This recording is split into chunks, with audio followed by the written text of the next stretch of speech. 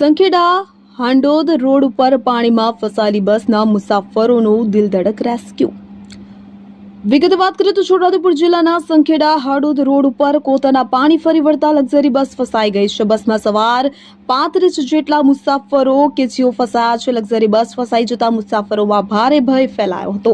35 જેટલા મુસાફરોને દોરડા વડે બાંધીને બહાર કાઢવામાં આવ્યા છે। ઉપરવાસમાં વરસાદને પગલે કોતરમાં અચાનક પાણી આવતા પસાર થતી લક્ઝરી બસ ફસાઈ જતા મુસાફરોના જીવ તાળવે ચોંટ્યા હતા। ગ્રામજનો દ્વારા દોરડું બાંધી બસમાંથી મુસાફરોને હેમખેમ બહાર કાઢવામાં આવતા મુસાફરોએ હાશકારો અનુભવ્યો છે, જ્યારે દિલધડક રેસ્ક્યુ કરી મુસાફરોનો જીવ બચાવી લેવામાં આવ્યો।